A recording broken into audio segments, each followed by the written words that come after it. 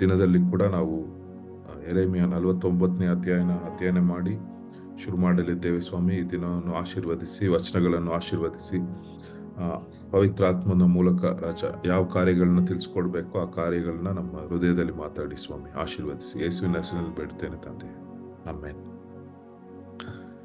ಇವತ್ತು ಯೆರೆಮೀಯ 49ನೇ ಅಧ್ಯಾಯ ಓದೋಣ. ಇದ್ರಲ್ಲಿ ಬಂದು ಮೋಸ್ಟ್ಲಿ ಭವಿಷ್ಯದ್ವಾಣಿ, ಒಂದು ಪ್ರಾಫೆಸೀಸ್, ಒಂದು 5 ದೇಶದ ಬಗ್ಗೆ ಏನ್ ನಡೆಯುತ್ತೆ ಅಂತ ದೇವ್ರು ಬಂದು ಯೆರೆಮೀಯ ಮೂಲಕ ಆ ಪ್ರಾಫೆಸಿ ಹೇಳ್ತಾರೆ, ಭವಿಷ್ಯದ್ವಾಣಿ ಹೇಳ್ತಾರೆ.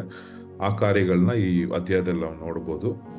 ಈ ಪ್ರಾಫೆಸಿ ಬಂದು ಯೂದಾನೋ ಇಲ್ಲ ಇಸ್ರೇಲ್ ಬಗ್ಗೆ ಇಲ್ಲ, ಅದ್ರ ಪಕ್ಕದಲ್ಲಿರೋ ದೇಶ, ನೆರೆಯಲ್ಲಿರೋ ಒಂದು ರಾಷ್ಟ್ರಗಳ ಬಗ್ಗೆ, ಇಸ್ರೇಲ್ ಮತ್ತೆ ಯೂದಾನ ಹತ್ರ ಸುತ್ತಿ ಇರುವ ಒಂದು ರಾಜ್ಯಗಳ ಬಗ್ಗೆ, ಅಲ್ಲಿ ಏನೇ ನಡೆಯುತ್ತೆ ಒಂದು, ಹೀಗೆ ಬಾಬಿಲೋನ್ ರಾಜ ನೆಬೂಕದ್ನೆಚ್ಚರನ ಇಟ್ಕೊಂಡು ದೇವ್ರು ಏನು ಕಾರ್ಯನ ಮಾಡಲಿದ್ದಾರೆ ಆ ಕಾರ್ಯಗಳ ಕುರಿತು ಯೆರೆಮೀಯ 49ನೇ ಅಧ್ಯಾಯದಲ್ಲಿ ನಾವು ನೋಡ್ಬೋದು.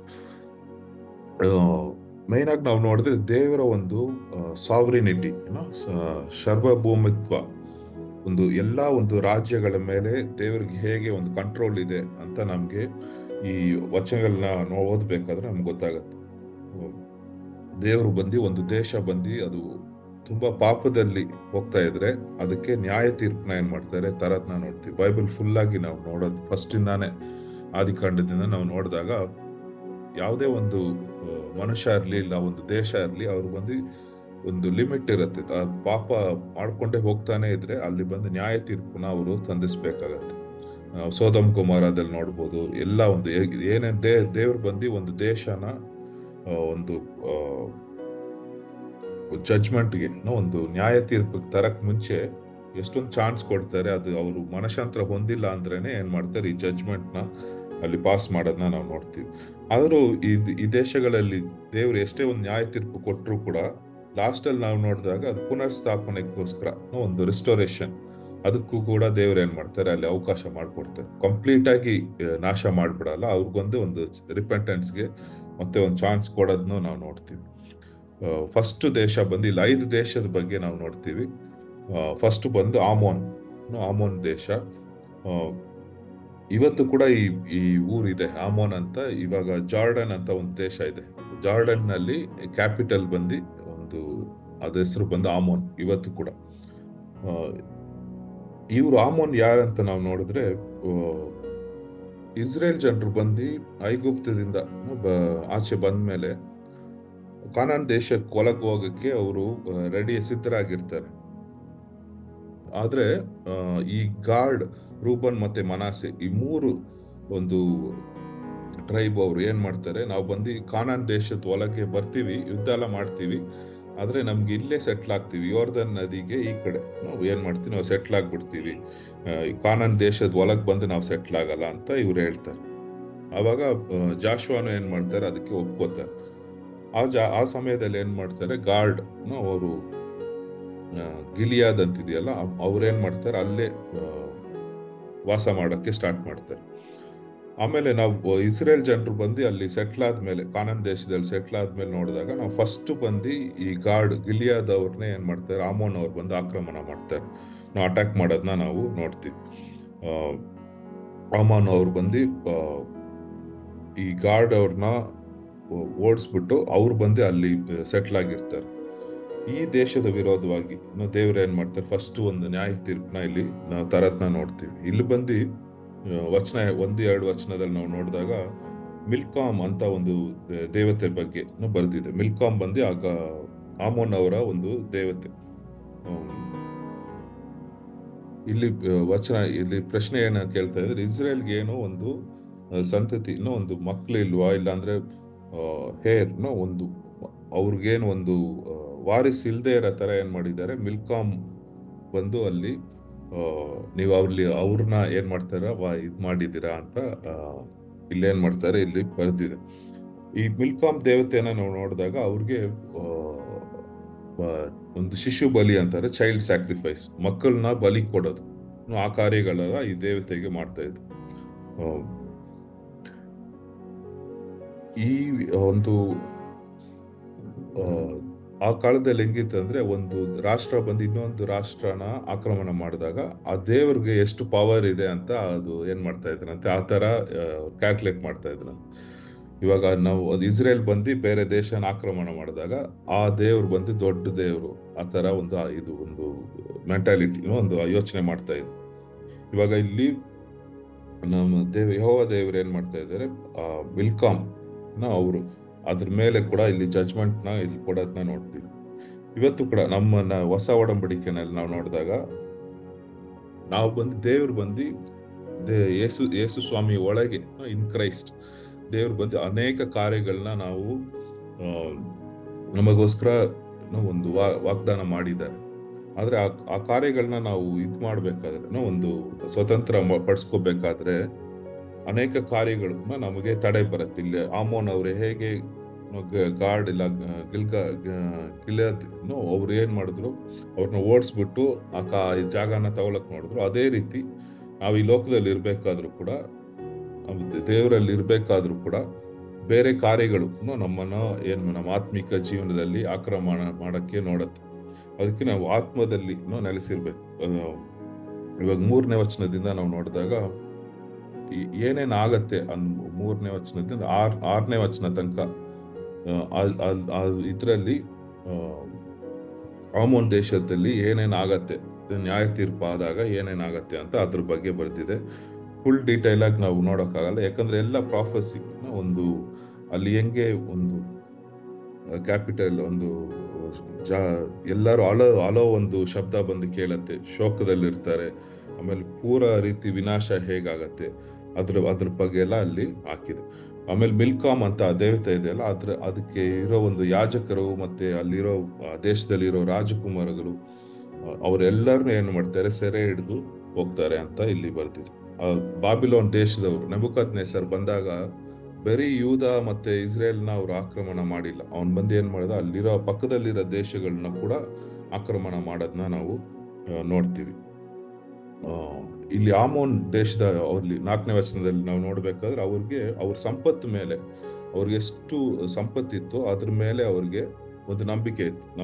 ನಾವೇನ್ ಮಾಡ್ಬೋದು, ಒಂದು ಕಷ್ಟದ ಸಮಯದಲ್ಲಿ ಏನ್ ಮಾಡ್ಬೋದು, ಆ ಸಂಪತ್ತನ್ನ ಇಟ್ಕೊಂಡು ನಾವು ಕೆಲವು ಕಾರ್ಯಗಳನ್ನ ನಾವು ಸಾಧಿಸ್ಬೋದು, ಆ ತರ ಅವ್ರಿಗೆ ಒಂದು ಕಾನ್ಫಿಡೆನ್ಸ್ ಇತ್ತು. ಇನ್ನೊಂದು ಕಾನ್ಫಿಡೆನ್ಸ್ ಏನಂದ್ರೆ, ಅವ್ರಿಗೆ ಆ ಲೊಕೇಶನ್ ಅಲ್ಲಿ ಅವ್ರಿಗೆ ಸ್ಥಳ ಬಂದೇನು ಒಂದು ವ್ಯಾಲಿ ತರ ಇತ್ತು, ಒಂದು ಎಲ್ಲ ಬೆಟ್ಟಗಳು ಇದ್ದಿದ್ದು ಒಂದು ಜಾಗದಲ್ಲಿ ಅವ್ರಿಗೆ ಸ್ವಲ್ಪ ವ್ಯಾಲಿ ಅಂದ್ರೆ ಒಂದು ಸಮವಾದ ಒಂದು ನೆಲ ಇತ್ತು. ಅದು ಇಟ್ಕೊಂಡು ನಾವೇನ್ ಮಾಡ್ಬೋದು, ಯಾರೇ ಒಂದು ಯುದ್ಧಕ್ಕೆ ಬಂದ್ರು ಕೂಡ ನಾವು ಗೆಲ್ಬಹುದು ಅಂತ ಒಂದು ನಂಬಿಕೆ ಅವರಲ್ಲಿತ್ತು. ಆದ್ರೆ ಇಲ್ಲಿ ಬಂದು ದೇವ್ರ ಏನ್ ತರ್ತಾರೆ, ಅಲ್ಲಿ ಭಯ ಮತ್ತೆ ವಿಪತ್ತನ್ನ ಏನ್ ಮಾಡ್ತಾರೆ, ಅಲ್ಲಿ ಕಟ್ಲೆ ಕೊಡ್ತಾರೆ. ಆ ಜನರು ಎಷ್ಟು ಒಂದು ಅವರು ಆ ಸ್ಥಳದ ಮೇಲೆ ಮತ್ತೆ ಸಂಪತ್ತು ಮೇಲೆ ನಂಬಿಕೆ ಇಟ್ಟಿದ್ರು ಕೂಡ ದೇವ್ರ ಏನ್ ಮಾಡ್ತಾ ಇದಾರೆ, ಆ ಕಾರ್ಯಗಳೆಲ್ಲ ತೆಗೆದ್ಬಿಟ್ಟು ಅವ್ರಿಗೆ ಒಂದು ಭಯ ಮತ್ತು ವಿಪತ್ತನ್ನ ಅಲ್ಲಿ ಕೊಡ್ತಾ ಇದ್ದಾರೆ. ಈ ನ್ಯಾಯ ತೀರ್ಪಿನ ಒಂದು ದಿನದಲ್ಲಿ ನಾವು ಏನೇ ಈ ಲೋಕದಲ್ಲಿ ಯಾವುದೇ ಒಂದು ಸುರಕ್ಷಿತವಾಗಿ ನಾವು ಕೆಲವು ಕಾರ್ಯಗಳನ್ನ ಮಾಡ್ಕೊಂಡ್ರು ಕೂಡ ಆ ನ್ಯಾಯ ತೀರ್ಪನ್ನ ತಪ್ಪಿಸ್ಕೊಳ್ಳಕ್ಕೆ ಆಗೋದಿಲ್ಲ. ಹೌದು, ಆ ದೇವ್ರ ನ್ಯಾಯ ತೀರ್ಪು ಬಂದಾಗ ನಾವೆಲ್ಲೂ ಬಚ್ಚಿಟ್ಕೊಳ್ಳಕ್ಕೂ ಆಗೋದಿಲ್ಲ. ಇಲ್ಲಿ ಇವ್ರು ಏನು ಆಮೋನ್ ದೇಶದವ್ರು ಏನ್ ಮಾಡ್ತಾರೆ, ನಾವೇನಾದ್ರು ಮಾಡಿ ಏನ್ ಮಾಡ್ಬಿಡೋದು, ಅದನ್ನ ನಾವು ಸೆಕ್ಯೂರ್ ಆಗಿರ್ಬೋದು ಅನ್ಕೊಂಡಾಗ ಕೂಡ ದೇವ್ರು ಬಂದು ಅದನ್ನ ಅನುಮತಿಸ್ತಿಲ್ಲ. ಒಂದು ಲಾಸ್ಟ್ ಅಲ್ಲಿ 6ನೇ ವಚನದಲ್ಲಿ ನಾವು ನೋಡಿದಾಗ ದೇವ್ರು ಬಂದು ರಿಸ್ಟೋರೇಷನ್, ಒಂದು ಸ್ಥಾಪನದ ಬಗ್ಗೆ ಮಾತಾಡ್ತಾರೆ. ನ್ಯಾಯ ತೀರ್ಪು ಆದ್ಮೇಲೆ ಪುನರ್ಸ್ಥಾಪನ ಹೇಗೆ ಆಗತ್ತೆ ಅದ್ರ ಬಗ್ಗೆ ಕೂಡ ಇಲ್ಲಿ ಭವಿಷ್ಯದ ಅಲ್ಲಿ ಯೆರೆಮೀಯ ಹೇಳೋದನ್ನ ನಾವು ನೋಡ್ತೀವಿ. ದೇವರ ಒಂದು ನ್ಯಾಯ ತೀರ್ಪಿನಲ್ಲಿ ಕೂಡ ಒಂದು ಕರುಣೆ ಇರುತ್ತೆ, ಮೆರ್ಸಿ, ಕರುಣೆಯಿಂದ ಅವ್ರು ಏನ್ ಮಾಡ್ತಾರೆ, ನ್ಯಾಯ ತೀರ್ಪನ್ನ ಕೊಡ್ತಾರೆ. ಆಮೇಲೆ ಇವ್ರು ಬಾಬಿಲೋನ್ ಸೆರೆಗೆ ಹೋದ್ಮೇಲೆ ಯೂದಾದವರೆಲ್ಲ ಏನ್ ಸೈರಸ್ ರಾಜ ಏನ್ ಮಾಡ್ತಾನೆ, ಮತ್ತೆ ಕಳಿಸ್ತಾನೆ ರಿಟರ್ನ್ ಯೆರೂಸಲೇಮ್. ಆ ಸಮಯದಲ್ಲಿ ನಾವು ನೋಡಿದಾಗ ಆಮೋನ್ ದೇಶದವ್ರು ಕೂಡ ಏನ್ ಮಾಡ್ತಾರೆ, ಅವ್ರ ಜೊತೆಗೆ ಕೆಲವರು ಬಂದ್ಬಿಟ್ಟು ಇಲ್ಲಿ ಮತ್ತೆ ಸೆಟ್ಲ್ ಆಗೋದನ್ನ ನಾವು ನೋಡ್ತೀವಿ. ಅದಕ್ಕೆ ದೇವರು ಬಂದು ನ್ಯಾಯ ತೀರ್ಪದ ಸಮಯದಲ್ಲಿ ಪೂರಾ ರೀತಿ ಎಲ್ಲಾನು ನಾಶ ಮಾಡಲ್ಲ, ಅವ್ರಿಗೊಂದು ಮತ್ತೆ ಒಂದು ಚಾನ್ಸ್ ಕೊಟ್ಟು ಏನ್ ಮಾಡ್ತಾರೆ, ಅವ್ರಿಗೆ ಆಮೋನ್ ದೇಶದವ್ರಿಗೂ ಮತ್ತೆ ಬರಕ್ಕೆ ಅವಕಾಶ ಮಾಡಿಕೊಡ್ತಾರೆ. ಈ 1ನೇ ವಚನ 6ನೇ ವಚನ ತನಕ ಮೇನ್ ಆಗಿ ನಾವು ನೋಡೋದೇನಂದ್ರೆ, ಆಮೋನ್ ದೇಶ ಏನಕ್ಕೆ ನಾಶ ಆಯ್ತು ಅಂದ್ರೆ ಅವ್ರ ದುರಾಸೆ ಮತ್ತೆ ಅವರು ಆ ಸ್ಥಳ ಮತ್ತೆ ಅವ್ರ ಸಂಪತ್ತು ಮೇಲೆ ಏನ್ ಮಾಡ್ತಾ ಇದ್ರು, ವಿಶ್ವಾಸ ಇಡ್ತಾ ಇದ್ರು. ಅವ್ರಿಗೆ ಬಂದು ದೇವ್ರು ಬಂದ ನ್ಯಾಯ ತೀರ್ಪು ಕೊಟ್ಬಿಟ್ಟು ಮತ್ತೆ ಅವ್ರನ್ನ ಹೇಗೆ ಪುನರ್ಸ್ಥಾಪನ ಮಾಡ್ತಾರೆ ಅದ್ರ ಬಗ್ಗೆ 6ನೇ ವಚನ ತನಕ ಇದೆ. ಆಮೇಲೆ 7ನೇ ವಚನದಿಂದ 22ನೇ ವಚನ ತನಕ ನಾವು ನೋಡಿದಾಗ ಇಲ್ಲಿ ಏದೋಮ್ ಆ ದೇಶದ ಬಗ್ಗೆ ಇಲ್ಲಿ ಬರ್ತಿದೆ. ಏದೋಮ್ ದೇಶದ ಒಂದು ಹೇಗೆ ಶುರು ಆಯ್ತು ಅಂದ್ರೆ, ಈಸಾ ಜಾಕೋಬ್ ಅವರ ಜೊತೆಗುಟ್ಟಿರ್ತಾನ ಈಸಾ, ಐಸಕ್ ಅವ್ರ ಮಕ್ಕಳು ಈಸಾ ಅಂತ ಇದ್ದಾನೆ. ಅವನ ಮೂಲಕ ಅವ್ರ ಸಂತತಿನ ಈ ಏದೋಮ್ ಅವರು. ಏದೋಮ್ ಇಲ್ಲಿ ಏನಕ್ಕೆ ನ್ಯಾಯ ತೀರ್ಪಲ್ಲಿ ಬರ್ತಾರೆ ಅಂದ್ರೆ, 7ನೇ ವಚನದಲ್ಲಿ ನಾವು ನೋಡಿದ್ರೆ ಅವ್ರಿಗೆ ಹೆಮ್ಮೆ ಇತ್ತು. ಹೆಮ್ಮೆ ಮತ್ತೆ ಅವ್ರ ಬುದ್ಧಿ ಮೇಲೆ ಏನ್ ಮಾಡ್ತಾ ಇದ್ರು, ಅವರು ಒಂದು ನಂಬಿಕೆನ ಇಡ್ತಾ ಇದ್ರು. ಇಲ್ಲಿ ದೇವ್ರು ಬಂದು ಇವ್ರನ್ನ ಕೂಡ ನ್ಯಾಯ ತೀರ್ಪು ತರ್ತಾ ಇದ್ದಾರೆ. ಇಲ್ಲಿ ಬಂದು ಅವ್ರು ನೋಡಿದಾಗ ಇಸ್ರೇಲ್ ಯಾವಾಗೆಲ್ಲ ವಿಫಲತ ಅಂತ ಇತ್ತು, ಒಂದು ಸೋಲ್ನ ಸಂಧಿಸ್ತಾ ಇತ್ತು, ಅವಾಗ ಏನ್ ಮಾಡ್ತಾರೆ, ಇವ್ರು ಸಂತೋಷ ಪಡ್ತಾ ಇದ್ರು ಏದೋಮ್ ಅವರು. ಫಸ್ಟ್ ಏನ್ ಮಾಡ್ತಾರೆ, ಏದೋಮ್ ಅಲ್ಲಿರೋರು ಬಾಬಿಲೋನ್ಗೆ ಸಪೋರ್ಟ್ ಮಾಡಿ ಇಸ್ರೇಲ್ ವಿರೋಧವಾಗಿ ಕೆಲವು ಕಾರ್ಯಗಳನ್ನ ಮಾಡ್ತಾ ಇರ್ತಾರೆ. ಆಮೇಲೆ ಏನಾಗುತ್ತೆ, ಆ ಬಾಬಿಲೋನ್ ಅವರು ಏದೋಮ್ನೇ ಏನ್ ಮಾಡ್ತಾರೆ, ಒಂದು ವಿರೋಧವಾಗಿ ಆಕ್ರಮಣ ಮಾಡೋದನ್ನ ನಾವು ನೋಡ್ತೀವಿ. ಏದೋಮ್ ಬಗ್ಗೆ ಬೇರೆ ಎಲ್ಲಿ ನಾವು ನೋಡ್ಬೋದಂದ್ರೆ, ಇಲ್ಲಿ ಒಂದು ಎಲಿಫಾಸ್ ಅಂತ ಒಂದು ಒಂದು ಮನುಷ್ಯ ಇರ್ತಾನಲ್ಲ, ಯೋಬಲ್ಲಿ ಇರ್ತಾನೆ. ಅವನ್ ಬಂದು ಏದೋಮ್ ಅಲ್ಲಿ ಒಂದು ಸಿಟಿ ಇದೆ, ಅದ ಹೆಸರು ತಿಮನೈಟ್. ಅದ್ರಲ್ಲಿ ನಾವು ಯೋಬು 12:2 ನಾವು ನೋಡಿದಾಗ ಎಲಿಫಾಸ್ ಬಂದು ಈ ದೇಶದಿಂದಾನೇ ಬರ್ತಾನೆ. ಎಲಿಫಾಸ್ ಬಂದು ಈ ದೇಶದಿಂದ ಬಂದ್ಬಿಟ್ಟು ಅವನು ಏನ್ ಮಾಡ್ತಾನೆ, ಲೌಕಿಕವಾಗಿರೋ ಒಂದು ಬುದ್ಧಿಯಿಂದ ಏನ್ ಮಾಡ್ತಾನೆ, ಯೋಬ್ಗೆ ಅನೇಕ ವಿಷಯಗಳನ್ನ ಹೇಳ್ತಾನೆ, ಈ ವರ್ಲ್ಡ್ಲಿ ವಿಸ್ಡಮ್ ಇಟ್ಕೊಂಡು. ಈ ದೇಶನೂ ಕೂಡ ಏನಾಗ್ತದೆ, ಅವರು ತುಂಬಾ ಬುದ್ಧಿವಂತರು ಅಂತ ಏನ್ ಮಾಡ್ತಾ ಇದ್ರು, ಅವ್ರನ್ನೇ ಅವರು ಆಲೋಚನೆ ಮಾಡ್ತಾ ಇದ್ರು. ಅವ್ರು ಆ ಬುದ್ಧಿಯಿಂದ ಅವ್ರಿಗೆ ಏನಾಗಿತ್ತು, ಅವ್ರ ಹೆಮ್ಮೆ ಬಂದು ಹೆಚ್ಚಾಗಿತ್ತು. ಈ ಕಾಲದಲ್ಲೂ ನಾವು ನೋಡ್ಬೋದು, ಕೆಲವರೆಲ್ಲ ತುಂಬಾ ಓದಿದ್ರೆ ಏನಾಗ್ಬಿಡುತ್ತೆ, ಆಟೋಮೆಟಿಕ್ ಆಗಿ ನಾನು ಬೇರೆಯವ್ರಿಗಿಂತ ಸ್ವಲ್ಪ ಹೈ ಆಗಿದ್ದೀನಿ ಅಂತ ಅವ್ರಿಗೆ ಮೆಂಟಾಲಿಟಿ ಬಂದ್ಬಿಡುತ್ತೆ. ಆ ಥರನೇ ಇದ್ರು ಈ ದೇಶದಲ್ಲಿ ಏದೋಮಲ್ಲಿರೋರೆಲ್ಲ, ಆ ಥರ ಇದ್ರು. ಆದ್ರೆ ದೇವ್ರು ಏನ್ ಮಾಡ್ತಾರೆ, ನಿಮ್ಮ ನಾಯಕರನ್ನ ನಾನು ಏನ್ ಮಾಡ್ತೀನಿ, ಮೂರ್ಖರಾಗಿ ಮಾಡ್ತೀನಿ ಅಂತ ವಚನ 7-8 ನಾವು ನೋಡ್ತೀವಿ. ಅವ್ರು ಮೂರ್ಖರಾಗಿ ಏನ್ ಮಾಡ್ತಾ ಇದ್ದಾರೆ, ದೇವ್ರು ಆ ನಾಯಕರನ್ನ ಮಾಡ್ತಾ ಇದ್ದಾರೆ. ಆಮೇಲೆ ಒಂದು ಜಡ್ಜ್ಮೆಂಟ್, ಇಲ್ಲಿ ಕೂಡ ನ್ಯಾಯ ತೀರ್ಪುನ ಈ ದೇಶದ ವಿರೋಧವಾಗಿ ತರ್ತಾರೆ. ಈ ಪೂರ ರೀತಿ ಇಲ್ಲಿ ಏನಾಗತ್ತೆ, ಈ ನಾಶ ಆಗತ್ತೆ ಅಂತ ದೇವರು ಇಲ್ಲಿ ಪ್ರವಾದಿ ಮೂಲಕ ಹೇಳೋದನ್ನ ನಾವು ನೋಡ್ತೀವಿ. ಇಲ್ಲಿ ಒಂದು 9-10ನೇ ವಚನದಲ್ಲಿ ಒಂದು ದ್ರಾಕ್ಷ ತೋಟ, ಹೇಗೆ ಒಂದು ದ್ರಾಕ್ಷ ತೋಟ ಇದ್ರೂ ಕೂಡ ಅದರಲ್ಲಿ ಯೂಶುವಲ್ ಆಗಿ ಏನ್ ಮಾಡ್ತಾರೆ, ಹಾರ್ವೆಸ್ಟ್ ಆದ್ಮೇಲೆ ಕೆಲವು ದ್ರಾಕ್ಷೆಯನ್ನ ಬಿಟ್ಬಿಟ್ಟು ಹೋಗ್ತಾರೆ ಬೇರೆಯವ್ರಿಗೆ. ಆದ್ರೆ ಇಲ್ಲಿ ಏನಾಗತ್ತೆ ಅಂದ್ರೆ, ದೇವರು ಈ ದೇಶಕ್ಕೆ, ಏದೋಮ್ ದೇಶಕ್ಕೆ ಒಂದು ಜಜ್ಮೆಂಟ್ ತರಬೇಕಾದ್ರೆ ಪೂರಾ ರೀತಿಯಾಗಿ ನಾಶನ ಏನ್ ಮಾಡ್ತಾ ಇದ್ದಾರೆ, ತರ್ತಾ ಇದ್ದಾರೆ. ಆದ್ರೆ ಇಲ್ಲಿ ಕೂಡ ನೋಡಿ ದೇವರ ಕರುಣೆ ಏನಂತ ಇದೆ, 12-13 ಅವ್ರು ಬಂದು ತಂದೆ ಇಲ್ದೆ ಅವರು ಮತ್ತೆ ವಿಧವೆಗಳನ್ನ ಏನ್ ಮಾಡ್ತಾರೆ, ದೇವರಲ್ಲಿ ರಕ್ಷಣೆ ಮಾಡ್ತಾ ಇದ್ದಾರೆ ಅಂತ ನಾವು ನೋಡ್ಬೋದು. ಈ ಏದೋಮ್ ದೇಶನ ನೋಡಿದ್ರೆ ಮೋಸ್ಟ್ಲಿ ಅವ್ರ ಹಿಲ್ಸ್ ಅಲ್ಲಿ, ಬೆಟ್ಟಗಳಲ್ಲಿ ವಾಸವಾಗಿರ್ತಾರೆ. ಇವ್ರಿಗೂ ಕೂಡ ಇಲ್ಲಿ ಆಮೇಲೆ ನೋಡಿದ್ರೆ ಸೋದೋಮ್ ಗೊಮೋರ ಹೇಗೆ ಒಂದು ನಾಶನ ಸಂಧಿಸ್ತೋ, ಅದೇ ರೀತಿ ಏದೋಮ್ ದೇಶ ಕೂಡ ನಾಶನ ಸಂಧಿಸತ್ತೆ ಅಂತ ಅವ್ರಿಗೆ ದೇವ್ರು ಬಂದು ಇಲ್ಲಿ ಪ್ರವಾದನೆ ಹೇಳದ್ ನೋಡ್ತೀವಿ. ಮತ್ತೆ ಸೈನ್ಯ, ಏದೋಮ್ ಅವ್ರು ಇನ್ನೊಂದು ಕಾರ್ಯ ಏನಕ್ಕೆ, ಒಂದು ಬುದ್ಧಿನಲ್ಲಿ ಅವ್ರ ನಂಬಿಕೆ ಇತ್ತು, ಇನ್ನೊಂದು ಅವ್ರ ಮಿಲಿಟರಿ ಸ್ಟ್ರೆಂತ್, ಒಂದು ದೊಡ್ಡ ಒಂದು ಸೇನೆ ಇತ್ತು ಅವ್ರಿಗೆ. ಅಂದ್ರೆ ಇಲ್ಲಿ ವಚನ ಏನ್ ಹೇಳುತ್ತೆ, ನೀವು ಒಂದು ಹದ್ದುಗಳಾಗಿ ಒಂದು ಎಷ್ಟೊಂದು ಎತ್ತರದಲ್ಲಿ ನಾನು ಗೂಡನ್ನ ಕೆಟ್ಟಿದ್ದೀನಿ, ನಾನು ಯಾರು ಇಲ್ಲಿ ಬಂದು ಡಿಸ್ಟರ್ಬ್ ಮಾಡಕ್ ಆಗಲ್ಲ ಅಂತ ಆ ತರ ಅನ್ಕೊಂಡಿದ್ರು ಕೂಡ, ಹೆಮ್ಮೆನಲ್ಲಿದ್ರು ಕೂಡ, ದೇವ್ರ ಏನ್ ಮಾಡ್ತಾರೆ, ಅವ್ರನ್ನ ಕೆಳಗೆ ಬೀಳಿಸ್ತೀನಿ, ಕೆಳಗೆ ತರ್ತೀನಿ ಅಂತ ಇಲ್ಲಿ ವಚನದಲ್ಲಿ ನಾವು ನೋಡ್ತೀವಿ.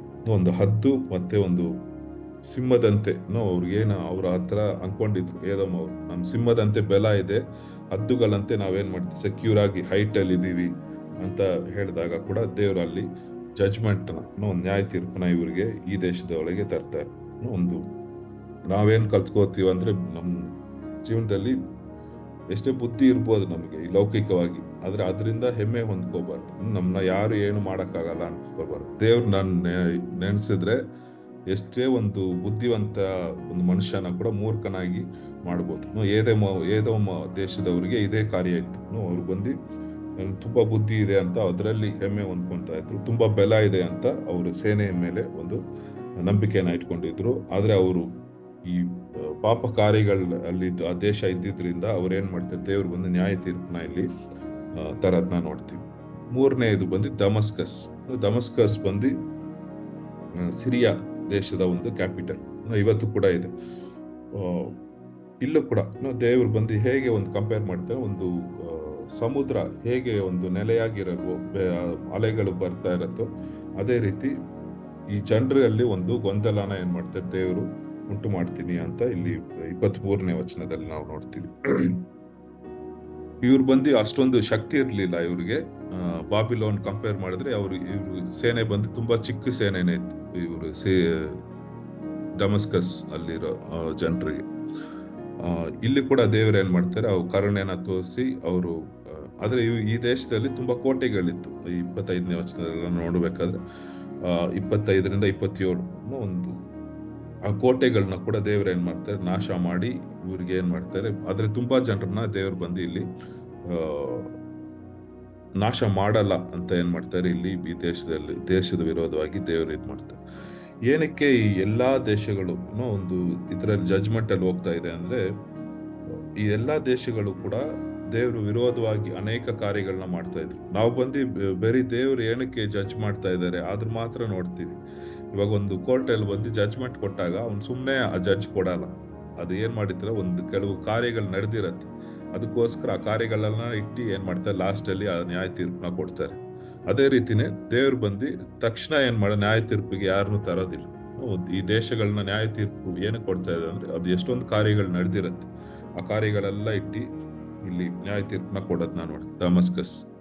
ಆಮೇಲೆ 4ನೇದಾಗಿ ಕೇದರ್ ಮತ್ತೆ ಹಾಜಾರ್, ಈ 2 ದೇಶಗಳು. ಇವ್ರು ಬಂದು ಇಸ್ಮಾಯಿಲ್ ಅಂತಿದ್ನಲ್ಲ, ಅಬ್ರಹಾಂ ಮಗ ಇಸ್ಮಾಯಿಲ್, ಅವ್ರ ಒಂದು ಸಂತತಿ ಅವರು. ಕೇದರ್ ಹಾಜಾರ್ ಅರಾಬಿಕ್ ಜನರು.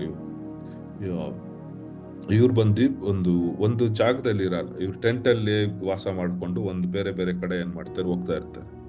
ಕೇದರ್ ಹಾಜಾರ್ ಇವ್ರ ಮೇಲೆ ಕೂಡ ಇವರು ಒಂದು ಒಂಟೆ, ಆ ಟೆಂಟು, ಪಾತ್ರೆಗಳು ಅದೆಲ್ಲ ಎತ್ಕೊಂಡು ಹೋಗ್ತಾ ಇರ್ತಾರೆ. ಇವ್ರ ಮೇಲೆ ಕೂಡ ಏನೋ ಇತ್ತು, ದೇವರ ಒಂದು ನ್ಯಾಯ ತೀರ್ಪು ಬೀಳೋದನ್ನ ನಾವು ನೋಡ್ತೀವಿ. ಇಲ್ಲಿ ಓಕೆ, ಎಷ್ಟೋ ದೊಡ್ಡ ದೇಶಗಳಿರ್ಬೋದು, ಇಲ್ಲಾಂದ್ರೆ ಈ ಟೆಂಟಲ್ಲಿ ವಾಸ ಮಾಡೋ ತರ ಕೇದರ್ ಹಾಜರ್ ತರ ಇರ್ಬೋದು, ಎಲ್ಲಾರು ವಿರೋಧವಾಗಿ ಈ ನ್ಯಾಯ ತೀರ್ಪು ಬರ್ತಾ ಇದೆ. ಲಾಸ್ಟ್ ಆಗಿ ನಾವು ನೋಡಿದಾಗ ಏಲಾಮ್ ಅಂತ ಒಂದು ದೇಶ, ಇದು ಬಂದು ಪರ್ಷಿಯಾ, ಇವಾಗ ಇರಾನ್ ಎಲ್ಲಿದೆಯೋ ಆ ದೇಶ ಆ ಕಡೆ ಇರೋ ಇದು ಬಂದು ಇಸ್ರೇಲ್ ಹತ್ರ ಇಲ್ಲ, ಇಸ್ರೇಲ್ ಇಂದ ಸ್ವಲ್ಪ ದೂರನೇ ಇದೆ ಏಲಾಮ್ ಅಂತ ಒಂದಿರೋ ದೇಶ. ಆದ್ರೆ ಇವರು ಕೂಡ ಬಾಬಿಲೋನ್ ಜೊತೆಗೆ ಏನಾಗಿದ್ರು, ಫಸ್ಟ್ ಫ್ರೆಂಡ್ಸ್ ಆಗಿದ್ರು, ಆಮೇಲೆ